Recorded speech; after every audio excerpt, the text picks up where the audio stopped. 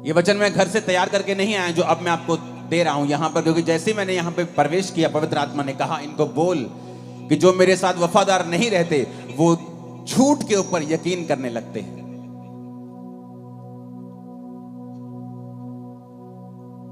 फिर आप कहेंगे कि मैंने पक्का पता सी मैं बिजनेस से कामयाब होना, पर मैं होया नहीं, क्योंकि मैं 15 लोगों को देखिया ये बिजनेस से कामयाब होए, इन्होंने यही काम किया सी, पर मैं कामयाब नहीं होया। पता नहीं मेरी मैरिज सही जगह क्यों नहीं हुई, पता नहीं मेरी लाइफ में ये क्यों नहीं हुआ। परमेश्वर ने कहा जो मेरे साथ वफादार नहीं है वो झूठ के ऊपर यकीन करने लगते हैं।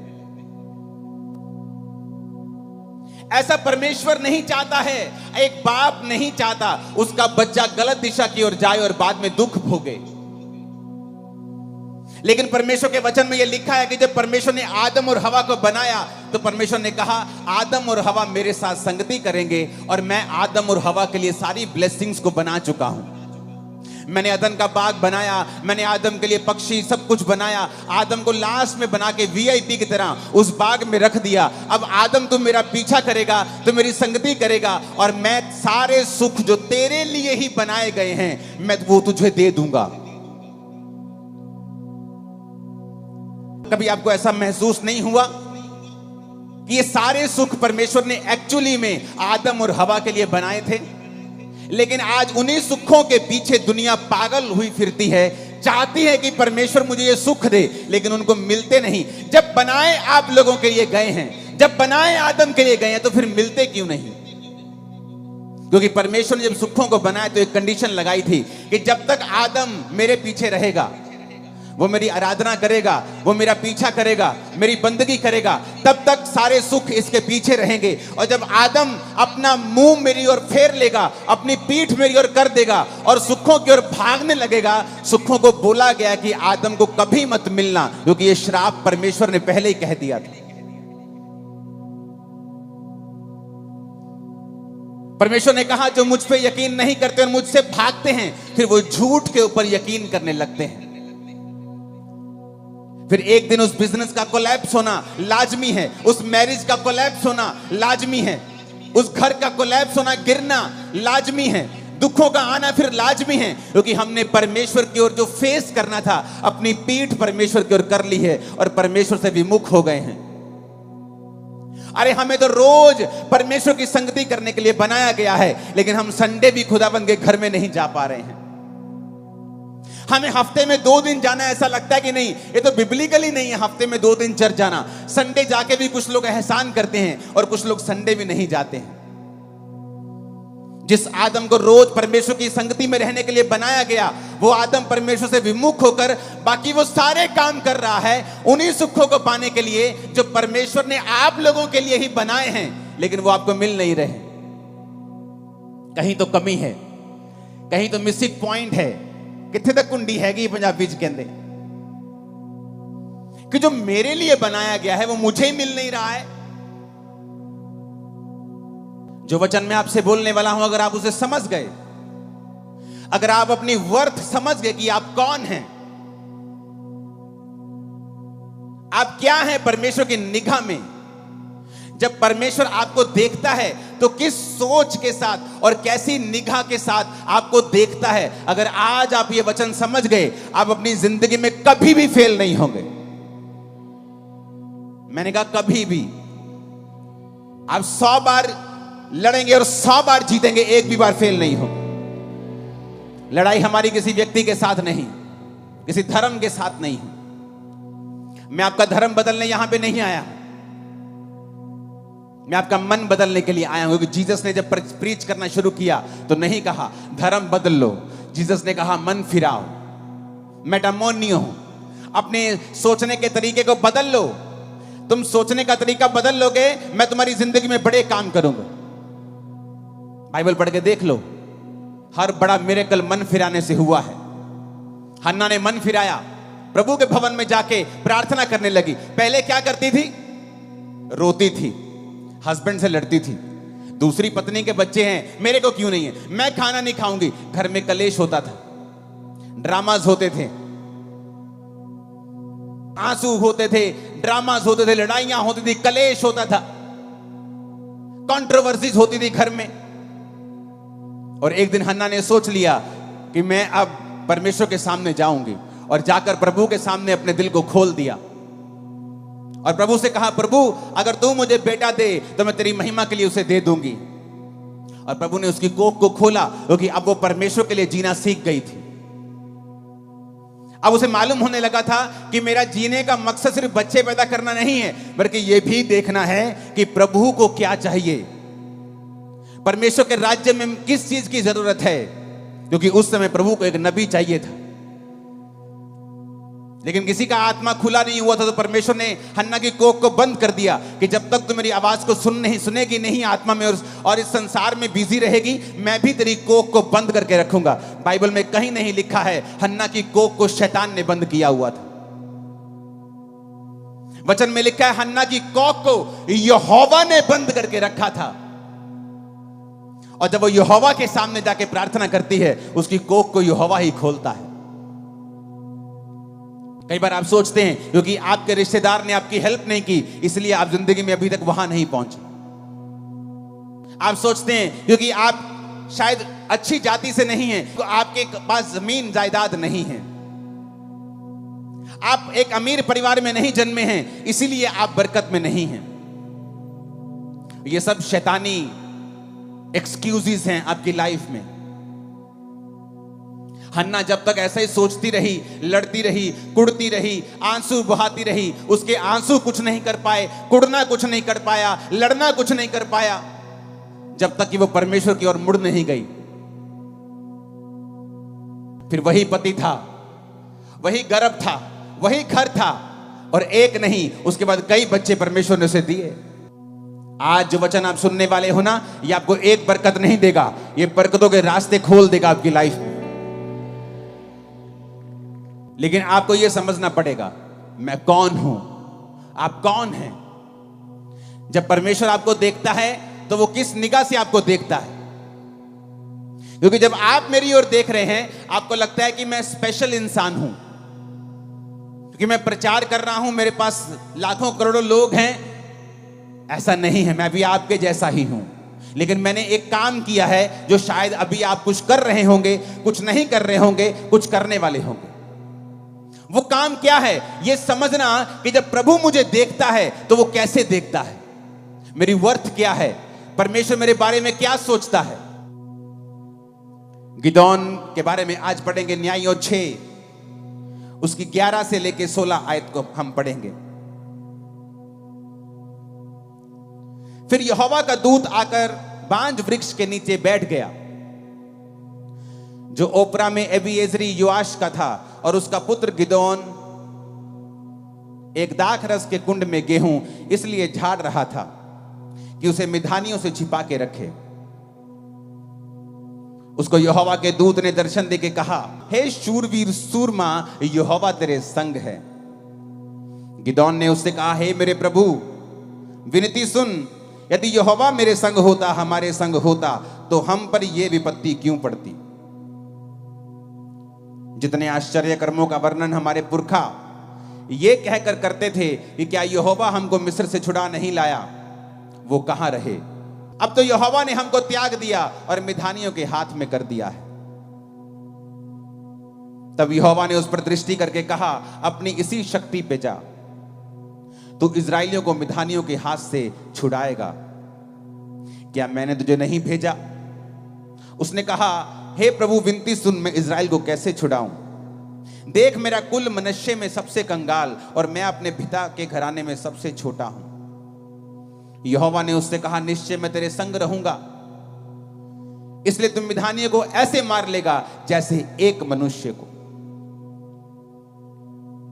इस समय इजरायली जाति जो थी, परमेश्वर से मुंह फेर कर अपनी पीठ खुदा की ओर कर दी थी। जब पीठ परमेश्वर की ओर कर दी, तो परमेश्वर ने मिधानियों को इजराइलियों के खिलाफ कर दिया।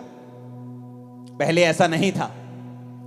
ये सारे मिधानी, ये सारे लोग इजराइल से दब कर रहते थे, लेकिन जब तक वो खुदा के साथ रहते थे इजराइली, खुदा उनको जीत देता था। जब वो मुड़ गए परमेश्वर से, खुदा ने उनको हराना शुरू किया और मिधानी उन पर कब्जा करने लगे। परमेश्वर एक व्यक्ति के पास गया और गिदोन को कहा कि जा और तू उन्हें मिद्यानियों के हाथ से इस्राएलियों को छुड़ाएगा। कहता प्रभु मैं कैसे छुड़ा सकता हूं, मेरा कुल, मेरा परिवार है ना, जो हमारे रिश्तेदारों में सबसे कंगाल है। हमें लोग सबसे बाद में बुलाते हैं शादी के ऊपर, मेन इंपॉर्टेंट काम पे तो हमें बुलाते भी नहीं है जी। और मैं अपने परिवार में सबसे छोटा हूं। मेरा कुल कहता मेरा कुल मनुष्य में सबसे कंगाल है, हम सबसे गिरे हुए हैं। कहता दूसरी बात यह है कि मेरा कुल सबसे ज्यादा गिरा हुआ है, सबसे छोटा है, और मैं अपने कुल में सबसे छोटा हूं। तो प्रभु तुझे गलती लग गई है, तूने लीस्ट इफेक्टिव आदमी चुन लिया है, तूने ऐसा आदमी चुन लिया है जो सबसे कम खतरनाक है, सबसे कम इफेक्टिव है, जो बिल्कुल गया गुजरा है, जो रैंद खूंद है। कहता तूने वो चुन लिया है। जैसे आज लोग सोचते हैं कि क्या परमेश्वर मेरी जिंदगी में काम करेगा। मैं तो एक छोटी जाति से आता हूं, मैं तो एक छोटे परिवार से आता हूं, मैं तो गरीब परिवार से आता हूं, मैं तो बीमार शरीर से आती हूं, मैं तो बांझ शरीर से आती हूं, मैं तो गरीब और बिल्कुल छोटे परिवार से आता हूं, मैं तो 3,000 रुपए महीने की जॉब करती हूं। क्या परमेश्वर मेरी लाइफ में ऐसा काम करेगा? मैं आपको गुड न्यूज देता हूं, मेरा यहोवा परमेश्वर जो 4,000 साल पहले ऐसी बातें करता था, जो 5,000 साल पहले ऐसी बातें करता था, फिर जीसस के समय वो ऐसी बातें करता था, पौलुस के समय कहता था कि मैंने तुच्छों को, मैंने गरीबों को, मैंने बीमारों को चुन लिया है, वो आज भी ऐसी ही बातें करता है। और वो तुम्हें चुनना चाहता है और तुम्हें ऊंचा करना चाहता है। आमीन, ऊंचे वाला चाहिए चर्च। वो आज भी ऐसा ही है। गुड न्यूज यही है, वो आज भी ऐसा ही है। वो तुम्हारे फाइनेंस की कंडीशन को चेंज करना चाहता है, तुम्हारे परिवार की स्थिति को बदलना चाहता है। गरीबी के श्राप जो दादाओं परदादाओं से चलते आ रहे हैं, उन्हें तोड़ना चाहता है। वो बोलोगे वो कैसे टूटेंगे? अगर आप परमेश्वर की ओर मुड़ जाएंगे। दाऊद ऐसे परिवार से था जो बिल्कुल ही आम परिवार था। मैं आपको बताना चाहता हूं, दाऊद परमेश्वर से कोई स्वर्ग से चुना हुआ व्यक्ति नहीं था। दाऊद पर तो परमेश्वर की प्लानिंग तक नहीं थी, क्योंकि हमेशा प्रभु की प्लानिंग घर के बड़े बच्चे पे होती थी, पहलोठे के ऊपर। तो जब शमूएल नबी दाऊद के घर में मसा करने के लिए गया, एक बच्चे को, यिशै को, दाऊद के भाइयों के घर में गया, यिशै के घर में गया, तो उसने बड़े बेटे को आते हुए देखा। परमेश्वर ने कहा मैंने इसे नहीं चुना, मैंने इसे अयोग्य करार दिया है। यानी प्रभु की प्लानिंग उसके ऊपर थी, पर वो अयोग्य करार दे दिया गया, क्योंकि वो परमेश्वर के वचन पर वफादार नहीं रहा। जब वफादार नहीं रहा, योजना दूसरे बेटे पे आ गई, वो भी आया और वफादार नहीं। तीसरा, चौथा, सब आ गए, दाऊद वहां नहीं था। भूला हुआ बच्चा, भूला हुआ बच्चा। परिवार में ऐसा जन जिसकी कोई सुधि नहीं रखता, कोई पूछता नहीं कि बेटा भेड़े चरा रहा है, अपनी रोटी खाई कि नहीं खाई, भेड़िए तुझे अटैक करते होंगे तो तेरी जान का खतरा, ध्यान रखा कर। नहीं, rejected, totally rejected by his family. इतना रिजेक्टेड कि फैमिली में एक फंक्शन है। पुराने समय में जब नबी किसी के घर जाया करते थे तो लोगों की टांगे कांपती थी कि या तो ये बड़ा तगड़ा कोई बड़ा समाचार पॉजिटिव लेके आया है, और या ये बड़ा नेगेटिव लेके आया। बीच में काम में तो ये नहीं आया, ये खाने पीने तो कुछ नहीं आया कि बहन जी कितना ठीक ठाक हो, ये पूछने के लिए तो नहीं आया ये। तो उनको डर रहता था कि शमूएल नबी क्यों आया है। इतना इंपॉर्टेंट काम घर में हो और आप अपने बच्चे को कैसे भूल सकते हो? क्योंकि वो आपकी फैमिली में कोई वर्थ नहीं रखता, इसलिए आप उसे भूल गए। उसकी कोई वैल्यू नहीं है, इसलिए आप उसे भूल गए। कहता एक रह गया, भेड़ बकरी को चराता है, उसे भूल गए हम। कहता उसे लेके आओ। जब वो आया तो मसा किया गया, रिजेक्टेड आदमी मसा कर दिया गया इजराइल का राजा होने के लिए। एक ऐसा सरप्राइज आपकी वेट कर रहा है जब आप परमेश्वर से वफादार रहेंगे कि आपके एनिमीज, आपके रिश्तेदार, आपके लोग सब आंखें खुली और मुंह खुला रह जाएगा, जो होने वाला है। उसके लिए आपको प्रभु की ओर मुड़ना होगा। दाऊद वफादार रहा, भेड़े चराते भी वफादार था। नहीं कंप्लेंट की परमेश्वर को कि प्रभु मुझे क्या फायदा तुझे मानने का, मेरे भाई तो ऐश करते हैं, तेरी पवित्रताई में रहने का क्या फायदा? दूसरे तो ऐश करते हो, राजा की सेना में भी हैं, उनके ऊपर तो बरकत भी ज्यादा है। चट्टान पर घर बनाना आसान नहीं है। आप चट्टान के ऊपर घर बनाते हैं, आपको समय लगता है, पसीना आता है, एफर्ट लगता है, पैसा लगता है, ज्यादा टाइम लगता है, लेकिन जब वो बन जाता है वो गिरता नहीं है। दाऊद का घर जो था वो वचन के ऊपर बना था। आप इज़राइल में बहुत कम राजा ऐसा देखेंगे कि जो अपने बुढ़ापे तक अपनी गद्दी पे बैठे रहे और कोई मार के उन्हें उठा नहीं पाया। दाऊद को कोई गद्दी से मार के उठा नहीं पाया, बल्कि वो बूढ़ा होके, कमजोर बूढ़ा जब हो गया, तब वो अपनी पूरी उम्र भोग कर परमेश्वर में सोया। जब परमेश्वर आपकी ओर देखता है, उसी गिदौन की तरह देखता है, उसी दाऊद की तरह देखता है।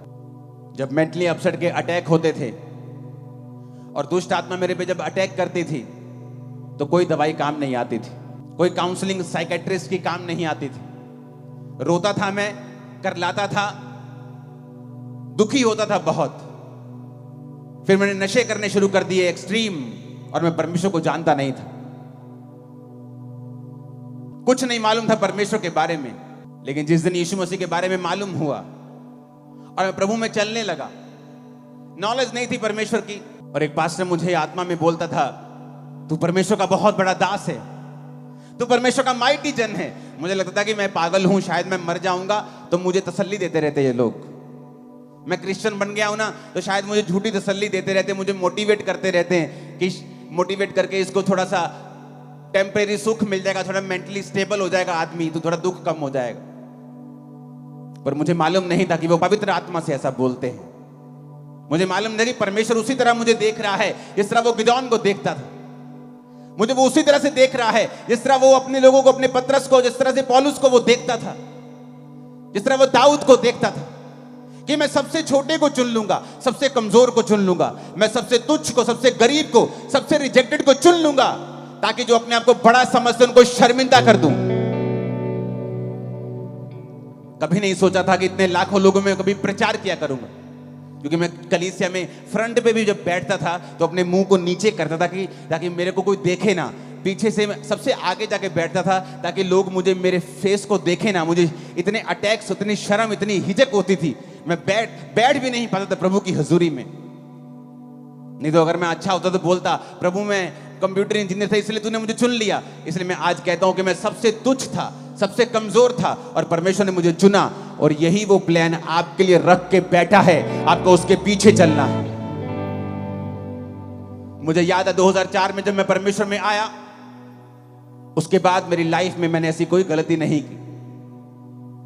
किसी लड़की के साथ कोई संबंध नहीं रखा, कोई शराब नहीं पी, कोई नशा नहीं किया। बपतिस्मा लेने के बाद सब कुछ छोड़ दिया, परमेश्वर के पीछे चलने लगा।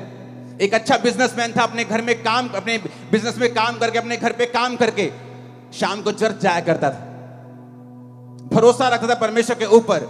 मेरे साथी बहुत से थे जो गुनाहों में थे, जो पाप में थे, चर्च में आत्मा में भरते, एक्टिंग भी करते थे, और बाद में वो लड़कियों के साथ विचार भी करते थे। ऐसे भी थे, बहुत से थे। पर आज उनकी जिंदगियां आम जिंदगियां हैं, और मेरी जिंदगी आज आम नहीं है, सब लोग जानते हैं। कारण क्या है? कारण मैं खास था ये नहीं, कारण यह है कि मैंने परमेश्वर के वचन को तोड़ा नहीं। मैं उसके वचन की कीमत को जानता था कि अगर परमेश्वर ने मुझे तुच्छ के रूप में चुना है तो मुझे समय लगेगा, मुझे प्रभु के पीछे चलना पड़ेगा, विश्वास रखना पड़ेगा, ताकि वो मुझे वैसा बना सके जैसा वो सोचता है। वो आपका प्रेमी परमेश्वर है। आप प्रभु को अपना जीवन देके देखो, वो दुनिया से लड़ लेगा आप लोगों के लिए, दुनिया झुका देगा आप लोगों के लिए, मैं आपको बता रहा हूं। और सब बातें मिलकर भलाई को पैदा करती हैं जो यीशु से प्रेम रखते हैं।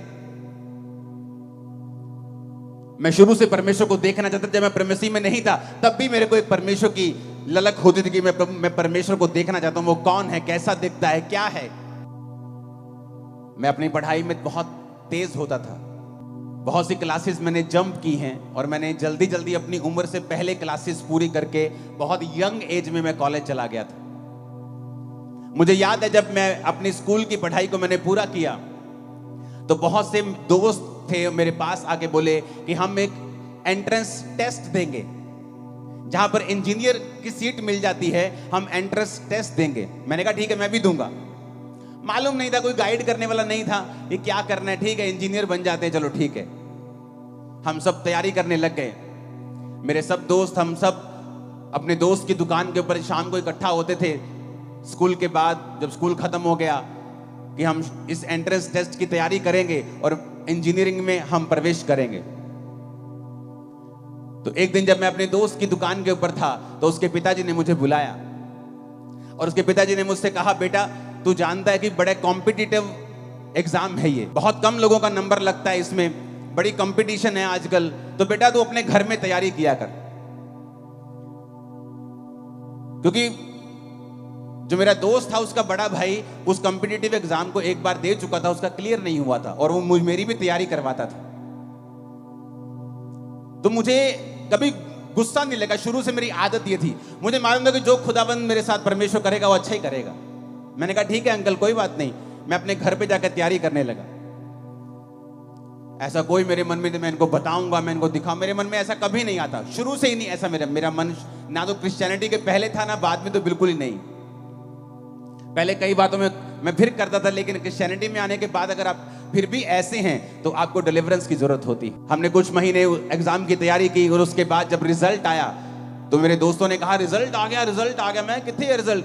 अखबार में आता था रिजल्ट उस समय, कहते अखबार से आ गया रिजल्ट। अखबार लेके आए, हम एक धार्मिक स्थान के ऊपर बैठे थे, जब अखबार खोली वो सारे फेल थे और मैं अकेला पास था। सारे फेल थे, सारे के सारे फेल थे वो, और मेरा रैंक इतना ऊपर आया कि मुझे फ्री सीट मिली थी। मैंने अपनी इंजीनियरिंग के लिए पैसे खर्च नहीं किए, तो मुझे फ्री सीट मिली क्योंकि मेरा जो रैंक था पंजाब में बहुत ऊपर था।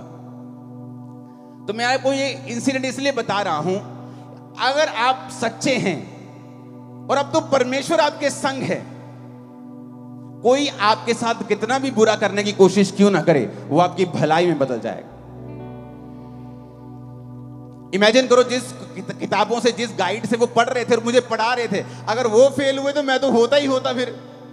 पर देखो परमेश्वर ने मुझे उनसे दूर कर दिया और मैंने अपनी अलग किताबें परचेज की। माई हीरा गेट गया जलंधर में, अलग किताबें ली और मैं खुद पढ़ने लगा, खुद सीखने लगा और खुद एग्जाम की तैयारी करने लगा। कई बार आप सोचते हैं, हन्ना सोचती है कई बार, हाँ ये जो सौतन है ना मुझे चिढ़ाती रहती है मेरे को, इसको छोड़ूंगी, इसको मार दूंगी। लेकिन अगर आप ध्यान से बाइबल पढ़ के देखें तो परमेश्वर का जो मिरेकल हन्ना की लाइफ में हुआ, उसकी सौतन एक वजह है। क्यों? वो चिढ़ाती थी और हन्ना परमेश्वर की ओर चली गई। अगर वो चिढ़ाती नहीं, ओनू बांझ ना कहती, चल तू तो बांझ, तेरे तो होना ही नहीं, मेरा हस्बैंड तो मेरे नाल है, साडा बड़ा प्यार है, तेरे ना तो कभी होना नहीं, ऐसी बातें बोलकर उसको चिढ़ाती थी। और उसने उन बातों का गुस्सा नहीं किया, परमेश्वर के सामने गई और परमेश्वर के सामने सारा कुछ उंडेल दिया। गुस्सा मत कर जब लोग आपके खिलाफ बोले, अरे भाई वो आपकी पीआर है, वो आपको मशहूर कर रहे, जो आप पहले नहीं कर पा रहे थे आप और कर पा रहे हैं उनकी वजह से। थैंक्स करो उनका। पहले इतना बड़ा पंडाल कभी नहीं लगा अमृतसर में, थैंक्स करो। वो तो मशहूरी करने वाले फ्री के, कि आप चर्च के पैसे को जरूर मशहूर करने में लगाएंगे, लोगों को करने दो, आसान हो जाएगा आपका काम। आपके विरोधी आपके लिए ही काम करने लगते हैं जब आप प्रभु से प्यार करने लगते हैं।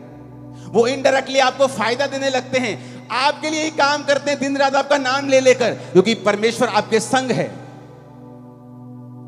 सब बातें मिलकर भलाई को पैदा करती हैं। रोमियो 8 उसकी 28 आयत में लिखा है, रोमियो 8 उसकी 28 आयत, हम जानते हैं कि जो लोग प्रभु से प्रेम रखते हैं उनके लिए सब बातें मिलकर भलाई ही को उत्पन्न करती हैं, अर्थात उन्हीं के लिए जो उसकी इच्छा के अनुसार बुलाए गए हैं।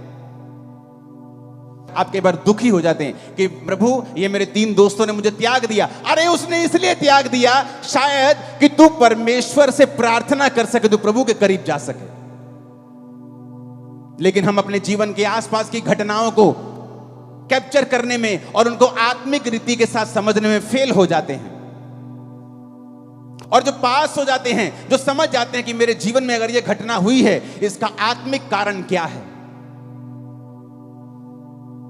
2017 में बहुत क्रूसेड्स जब होते थे, 2017 की बात है ये, 17, 18, 19 लगातार हुआ करते थे। एक महीने में 18 बड़ी मीटिंग्स हुआ करती थी, मुझे याद है। और लोग पूछते थे ऐसा क्या आप करते हो कि आपके हर क्रूसेड में भी तो 10 दिन पहले क्रूसेड हुआ, अभी फिर लाखों लोग बैठे हैं, अभी फिर 15 दिन हुआ, अभी फिर लाखों, ऐसा क्या कर रहे हो आप? मैंने कहा मैं कुछ नहीं कर रहा हूं, मैं वो खरबोपति थोड़ी हूं कि मेरे पास इतना पैसा है कि मैं अपनी उसे यूज करूं। नहीं, परमेश्वर जब आपके ऊपर कृपा करता है। और जब 2017 में लोग मुझसे पूछते थे कि आप इतने विरोध से होके क्यों गुजरते हो, मैंने कहा इसलिए क्योंकि मेरी बरकत ऐसी है जैसी किसी की नहीं है, इसीलिए मैं होके गुजरता हूं। बाइबल कहती है उन्होंने मुझसे व्यर्थ बैर किया, वो आपसे व्यर्थ बैर करेंगे बिना किसी कारण के। लेकिन अगर आप आत्मिक रीति से नहीं समझेंगे कि ये क्यों हो रहा है, मुझे मालूम था कि ये क्यों हो रहा है, ये फालतू की चीजें क्यों हो रही हैं, क्योंकि परमेश्वर एक बड़ा रिजल्ट देने के लिए जा रहा था। जब आप समझ जाएंगे आपकी लाइफ में क्यों हो रहा है। कई बार आपको ठोकर लगती है आपके पति से, आपकी पत्नी से, आपके बच्चे से, आपके बाप से, आपके बिजनेस से आपको ठोकर लगती है, कई बार आपके पार्टनर से ठोकर लगती है। आप सोचते हैं कि इंसान बुरा है, नहीं, आप उसका आत्मिक रीजन देखने की कोशिश करें, प्रभु की ओर मुड़े, प्रभु से पूछें मेरे साथ ऐसा क्यों हो रहा है, वो आपको बताएगा क्यों हो रहा है। सब बातें मिलकर भलाई पैदा करती हैं उन लोगों के साथ जो प्रभु से प्यार करते हैं। बात प्यार करने की है, बात यह है कि आप प्रभु के साथ जुड़े हुए हैं कि नहीं हैं। आप प्रभु से प्यार करते हैं, आप नशा कैसे बेच सकते हैं? क्या नॉनसेंस है कि आप प्रभु से प्यार करते हो नशा बेचेंगे? आप ऐसी देह को खराब करेंगे जो प्रभु ने बनाई है, आप ऐसे घर को खराब करेंगे जो परमेश्वर ने रचा है। आप प्रभु से प्यार नहीं करते अगर आप नशा बेचते हैं। मैं वैसे संडे चर्च नहीं जाता हूं, लेकिन प्रभु से प्यार करता हूं। आपका बेटा आपसे रोज बात ना करे, आपको 6-6 महीने बाद डैडी बुलाए और 6 महीने बाद बात करे और कहे डैडी बता ना मैं प्यार बहुत करता। आप चर्च नहीं जाते, खुदा से प्यार करते हैं? आपने कभी बाइबल पढ़ के परमेश्वर की, अपने खुदा की, अपने बाप की इच्छा जानने की कोशिश नहीं की? आप कहते हैं आप उससे प्यार करते हैं? नहीं, आप उससे प्यार नहीं करते हैं। यीशु ने कहा जो मुझसे प्यार करता है मेरी आज्ञाओं को मानेगा। बात यह है अगर आप परमेश्वर के द्वारा चुने गए हैं तो चुने हुए के लायक काम करें। चुना हुआ अपनी लड़ाई आप नहीं लड़ता, नालायको, वो लड़ता, खुदा लड़ता है उसके लिए। लेकिन हमारे बीच में लोग हैं जो अपनी लड़ाई खुद लड़ना चाहते हैं। पौलुस कहता है निर्बुद्धि गलातियों तुमने किसने मोह लिया, हे मूर्खों तुमने किसने मोह लिया कि तुम अपनी लड़ाई खुद लड़ रहे हो?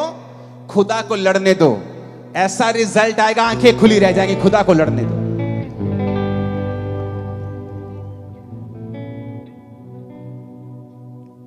मैं जानता हूं कि परमेश्वर आपसे प्यार करता है। आप मेरे ही भाई, मेरे ही बहन हैं, क्योंकि प्रभु आपको मेरी तरह ही ऊंचा करने वाला है। मैं जानता हूं। आप बोलोगे इतना हो सकता है, आप उससे कहीं अधिक ऊंचे हो सकते हैं। खुदा कुछ भी कर सकता है, वो किसी का पक्षपात नहीं करता। आप चले तो सही परमेश्वर में, आप उसकी योजना में यकीन तो रखें, आप प्रभु की ओर मुड़े तो सही। फिर देखें आपकी लाइफ में ऐसी घटनाएं शुरू हो जाएंगी होनी जो खुदा कर रहा होगा। हर एक घटना आपकी मनपसंद की नहीं होगी, लेकिन आप खुदा से अगर प्यार करते हैं वो आपको बेनिफिट देके जाएगी, आपका भला करके जाएगी। सब बातें मिलकर भलाई को पैदा करती है। सब बातें, सब अपने पड़ोसी को बोलो, सब बातें ऊंची आवाज में नहीं, ऐसे नहीं, 7 बार बोलो, अलग अलग पड़ोसी को बोलो सारियां गल्ला, सब बातें बोलो पड़ोसी को। पूछो पड़ोसी को, बोलो कुछ बातें कि सब बातें? पूछो सब बातें कि कुछ बातें? कहता सब बातें। अगर तू खुदा से प्यार करता है और शैतान ने तेरा कुछ नुकसान करने की कोशिश की है, वो भी तेरी भलाई में बदल दूंगा, तेरी चंगाई में बदल दूंगा, तेरी बरकत में बदल दूंगा, तेरी मशहूरी में, तेरी ऊंचाई में बदल दूंगा उस नीचाई को। उसने ये नहीं कहा कुछ बातें, कि जब तू खुदा से प्यार करेगा 99% बातें तेरी भलाई पैदा करेंगी, लेकिन 1% अटैक होगा। ऐसा नहीं लिखा है। कहता सब बातें मिलकर भलाई पैदा करेंगी। सब बातें। आपके साथ जो भी हो रहा है, आज के बाद अगर आप खुदा में आ गए, आज जीवन दे दिया खुदा को, खुदा आज से मैं तेरा हूं, ये भविष्यवाणी वचन के अनुसार कर रहा हूं, तुम्हारी जिंदगी में होने वाली हर घटना तुम्हें फायदा देके जाएगी। 7 आमीन चाहिए अलग अलग हाथों को हिला।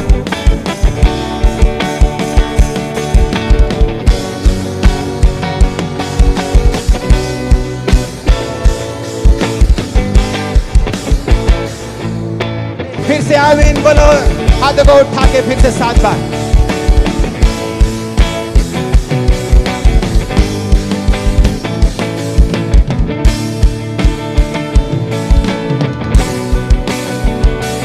आमीन आमीन। सब बातें कि कुछ बातें, मुझे सुनना नहीं, सब बातें कि कुछ बातें नहीं, पीछे तक बोलो, आधा किलोमीटर तक। सब बातें कि कुछ बातें, फिर से बोलो, सब बातें कि कुछ बातें। यही है गुड न्यूज खुदाबंद की, कि तुम्हारी पीठ के ऊपर कोई टांग मारेगा ये सोच के कि इसको गिराते हैं, तुम्हारा कुप निकल जाएगा और तुम और ऊंचे हो जाओ। कुपड़े ने लत मारी दे, कुपड़ा हो गया सीधा, ते कानून खुदाबंद सीधा करन जा रहे हैं यीशु मसीह के सामर्थी नाम दे विच। मैं क्या कुपड़े दे लत मारी, कुपड़ा हो गया सीधा, खुद सीधे होने वाले हो यीशु मसीह के सामर्थी नाम दे विच। आमीन। खड़कन वाला चाहिए शैतान दे करना। मैं क्या कुपड़े दे लत मारी, कुपड़ा हो गया सीधा, खुदाबंद तानू सीधा करन जा रहा है परमेश्वर यीशु के नाम दे विच। मैं भविष्यवाणी कर रहा हूं। कंडीशन एक ही है, क्या मैं खुदा से प्यार करता हूं कि नहीं। मैं छोटा हूं, मेरा कुल छोटा है, मेरा परिवार छोटा है, मेरा फलाना, मैं पढ़ा लिखा नहीं हूं, मैं गोरा नहीं हूं, मैं ऊंचा नहीं हूं, मैं लंबा नहीं हूं, मैं छोटा, मैं इधर से उधर से, सब नॉनसेंस है।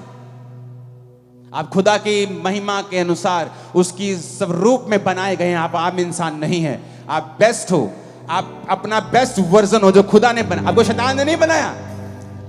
मैं आपको बता रहा हूं, न्यूज चैनल देखो, वो औरतों ने उन बंदों को कत्ल करवा दिया अपने हस्बैंड्स का जो उनके बॉयफ्रेंड से कहीं अधिक सुंदर थे। इसका मतलब सुंदरता आपको अच्छा पार्टनर नहीं दिला सकती। कौन दिला सकता है? परमेश्वर। धरती की कोई भी स्किल गारंटी नहीं है कि आपको ये सब मिल जाएगा, बट अगर परमेश्वर आपके संग है, आप बेस्ट हासिल करोगे अपनी लाइफ में। बेस्ट यीशु मसीह के नाम में, उसके नाम में। क्या आप उससे प्यार करते हैं? तो अपने व्हाट्सएप से डिलीट कर दें वो नंबर जो खुदा को पसंद नहीं। उस फेसबुक चैटिंग को डिलीट करके आज ब्लॉक कर दें जो खुदा को पसंद नहीं है।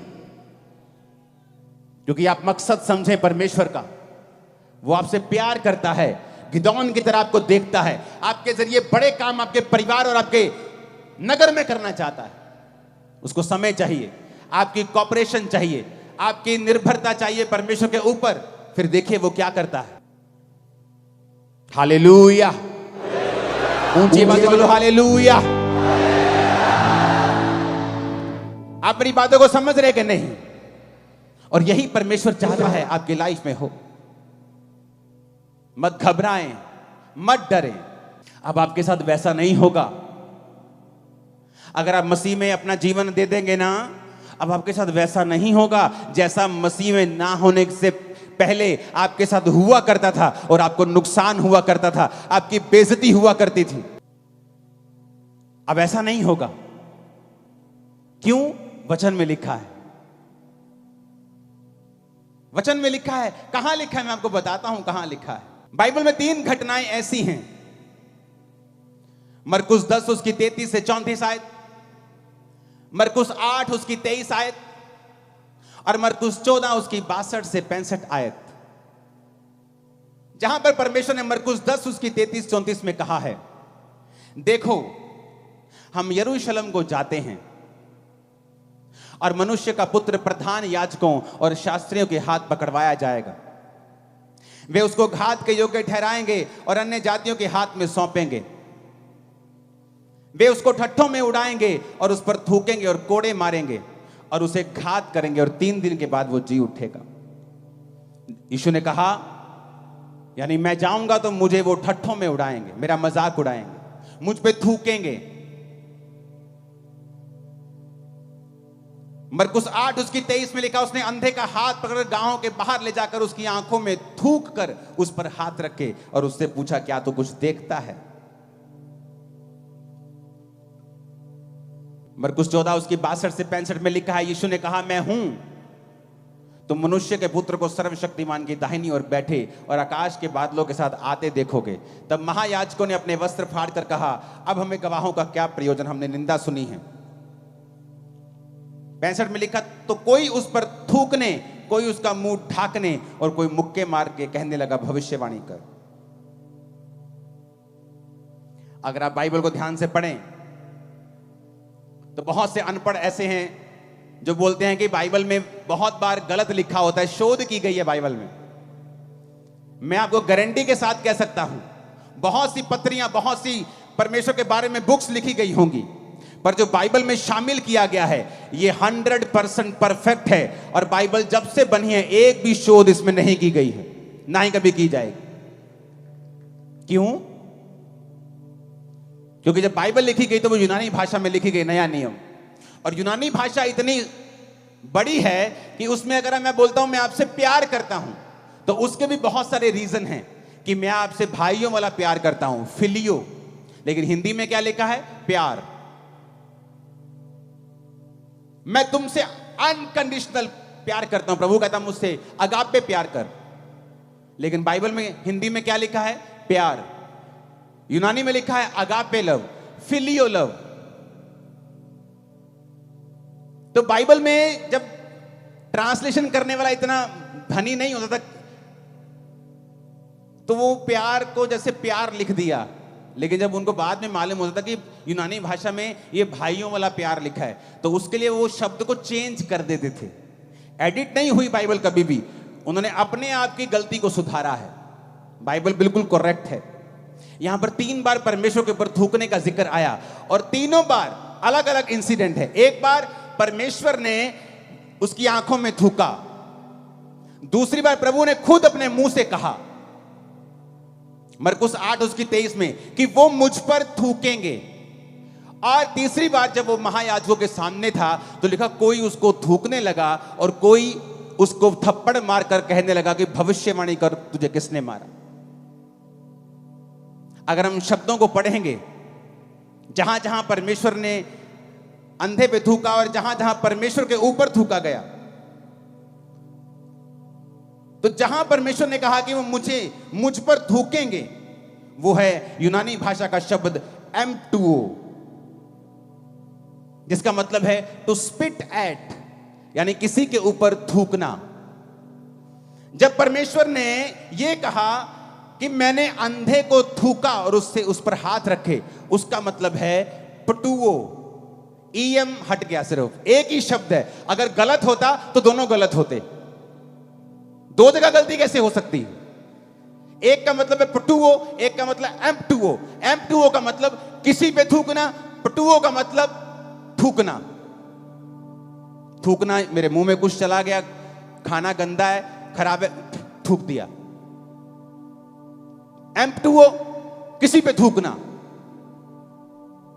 फिर से पढ़ेंगे उसको। परमेश्वर ने कहा वो मुझ पे थूकेंगे, M2O, थूक। पता है क्यों? यहूदी ट्रेडिशन था एक, कि जब किसी यहूदी को लगता था कि ये आदमी एक मॉकरी है, ये आदमी परमेश्वर से, ये पापी है, इसको प्रभु की लानत पड़ी है, तो वो उस पर थूकते थे। ये उनका ट्रेडिशन था, थूकते थे उस पे। बहुत सारे आप पुराने नियम में देखोगे तो लोगों जो पापी थे उन पे थूकते थे, पापियों के ऊपर थूक देते थे।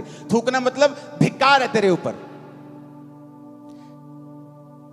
तो उसका मतलब है M2O, थूकना, फोर्सफुली किसी के ऊपर, टू स्पिट एट।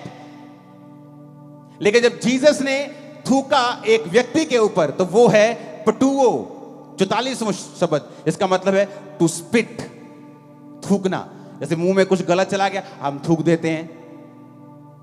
किताब का पन्ना करते हैं तो थूक थूक के लगा के करते हैं, इसका मतलब है पटुओ। तो एक ही शब्द है बाइबल में। आप जानते हैं कि जब परमेश्वर उस अंधे के पास आया तो उसको थूक कर चंगा क्यों किया? क्योंकि सारी उम्र लोग यही सोचते थे और चेले भी यही सोचते थे कि परमेश्वर इसने पाप किया कि इसके घराने ने पाप किया कि ये अंधा, यानी उनके मन में था कि he is a definitely big Sinner, ये बड़ा कोई तगड़ा पापी है, या ये या इसके मां बाप। तो जब भी वो उसके सामने से निकलते थे, अंधे के सामने से, उसको क्या करते थे? वो थूकते थे। कौन सा थूकना? जो जीसस पे थूका गया, M2O, टू स्पिट एट, थू, लानती, थूक के जाते थे। आप जानते जब वो अंधा परमेश्वर के सामने आया तो अंधे को थूक डलवाने की आदत पड़ चुकी थी, उसको बेइज्जती की, उसको मालूम था कि यहूदी उस पर थूकते हैं, क्योंकि यहूदी ये समझते थे कि या तो ये पापी है या इसके मां बाप पापी हैं। तो जब वो परमेश्वर के सामने आया तो प्रभु ने क्यों उस पर थूका? क्योंकि प्रभु ने कहा, लोगों ने तुझ पे थूका, तेरी बेइज्जती की, मैं इसी थूक से तुझे चंगा करूंगा,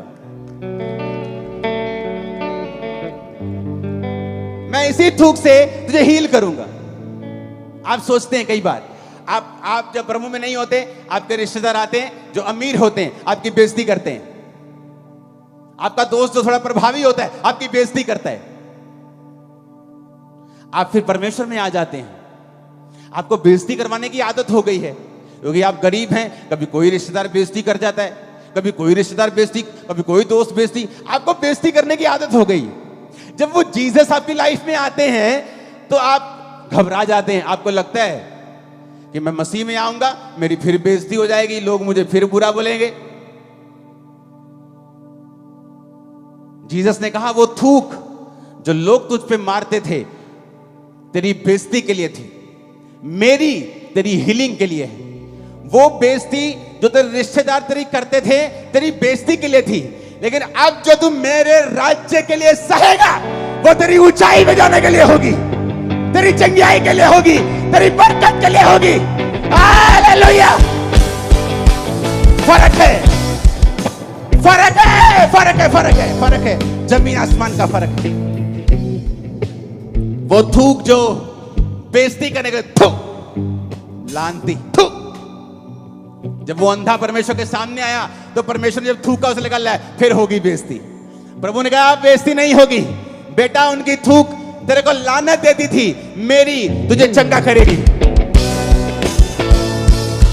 पहले बेइज्जती होती थी तो बेइज्जती होती थी, अब यीशु मसीह के नाम के कारण जब होगी तो इज्जत बढ़ेगी 1000 गुना। लोग तुम्हारी एक टांग खींच के तुम्हें 10 फुट नीचे करना चाहेंगे और खुदा तुम्हें 1000 फुट उन्हीं के सामने ऊंचा कर देगा और शर्मिंदा करेगा तेरे सारे विरोधियों को। उसने कहा, अलग है, फर्क है, फर्क है। मैंने कहा M2O, थू, स्पिट एट, इसने पाप किया होगा, थू कर दो। इसके बाप दादों ने पाप किया होगा, उसको आदत थी थूकवाने की। इसीलिए जब जीसस को पकड़ के रखा गया था तो लिखा उस पर थूका गया। क्यों? क्योंकि यह ट्रेडिशन था, उनको आदत थी पापियों के ऊपर थूकने की। यहां तक कि चेले भी यही समझते थे कि इसने पाप किया है। प्रभु ने कहा, नहीं, ना इसने पाप किया, ना इसके घराने ने पाप किया, कुछ इसलिए अंधे जन्मे कि मेरे काम प्रकट हो। फर्क है, there is a huge difference, very huge. मसीह के कारण बेइज्जती होगी तो वो बेइज्जती मत करना उसको, वो तुम्हारा बीज है 1000 गुना इज्जत काटने का, और ऐसी इज्जत काटने का कि विरोधी कुछ भी कर लेंगे, वो कम नहीं होगी, वो बढ़ेगी। हालेलुया! ऊंची आवाज में बोलो हालेलुया! अगर वचन को समझ जाओगे तो गलती नहीं करोगे, सिद्ध बन के चलोगे और खुदा तुम्हारे साथ होगा। तैयार हो परमेश्वर के पीछे चलने के लिए? परवाह मत करना, अगर यीशु मसीह के नाम के कारण कुछ आता है तो उसे ले लेना, with gratitude, with thank you, क्योंकि वो तुम्हें ऐसी जगह लेके जाने वाला है जहां तुम अपनी ताकत से पहुंच नहीं सकते।